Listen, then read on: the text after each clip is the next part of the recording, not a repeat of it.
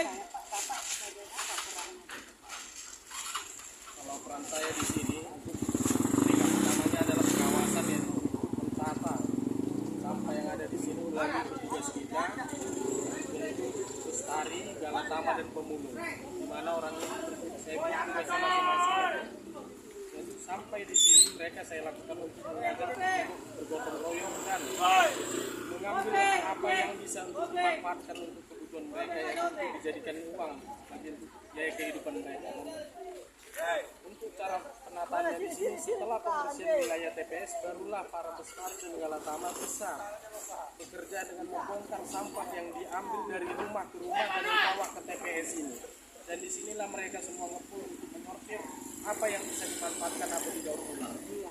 Ada Bapak bilang tadi ada 3 market di sini untuk membuat pengelolaan kebersihan sampah. Bestari, 2 Galatama, 3 Pemulung. Apa peran Bestari di sini? Peran Bestari di sini yaitu Bestari mengambil sampah dari rumah ke rumah di yang berada di wilayah Kecamatan Medan Amplas dan membawanya ke TPS yang telah ditempatkan berada di wilayah Garut Satu Ujung.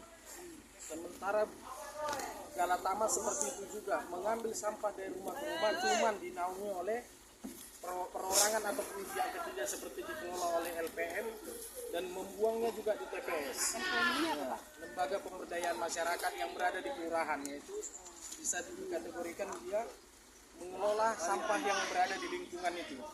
Dan begitu juga dengan Pemulung, dia di sini menyortir sampah yang dibawa oleh Bestari dan Galatama. Itulah tugas Pemulung di sini yang bisa dimanfaatkan atau didaur ulang. Pemulung itu biasanya dari daerah mana saja, Pak? Pemulung itu yang berada di wilayah Kecamatan Medan Amplas dengan domisilinya seperti di Kelurahan Amplas ataupun dari yang pinggiran yang berada di rumah susun di Kecamatan Medan Amplas. Pengelolaan ini anorganik ini biasanya apakah di bersirkulasi ini apakah juga dipindah oleh Pemulung atau bagaimana, Pak? Kalau untuk plastik dan yang lainnya berada itu langsung dibuang ke TPA, itulah tempat pembuangan akhir yang berada di Marelang. Sedangkan yang untuk organik itu dimanfaatkan oleh Pemulung untuk makanan ternaknya. Seperti itu ya, Pak ya? Iya, yang organiknya, yang non organiknya itu dibuang dan yang bisa dimanfaatkan atau dijadikan uang itu dimanfaatkan oleh Pemulung. Jadi biasanya plastik ini langsung ke TPA ya, Pak ya? Iya, Bu. Jadi berapa ton Pak satu hari itu untuk dibawa? Kalau untuk muatan truk seperti ini, konvektor besar ini muatannya lebih kurang dia berat armada dengan sampahnya lebih kurang 11 ton. Nah, sampah atau isinya dia berkapasitas sekitar 8 ton untuk satu unit konvektor besar. Ya, per hari berapa kali mengangkat Jadi kalau untuk armada yang untuk pengangkut sampah di sini ada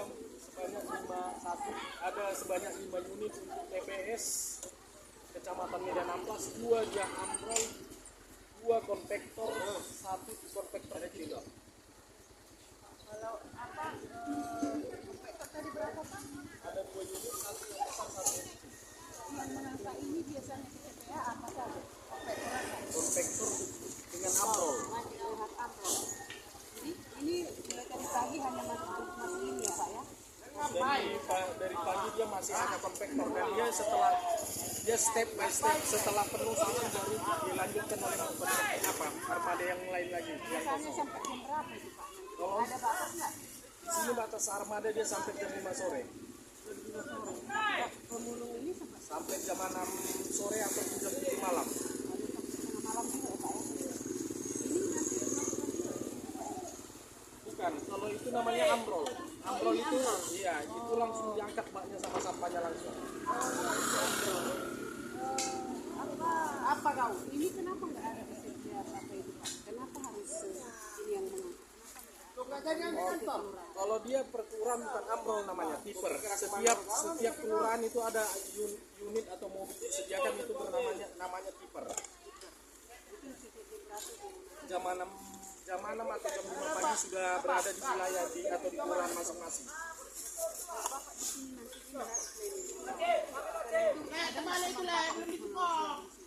Ada satu lagi kita aplusan di sini setengah hari dari pagi ke siang sampai zuhur, baru dari zuhur sampai ke maghrib sore nanti aplusan. Terima kasih Pak atas informasinya. Lain kali kita akan sampai lagi. Oke, sama-sama.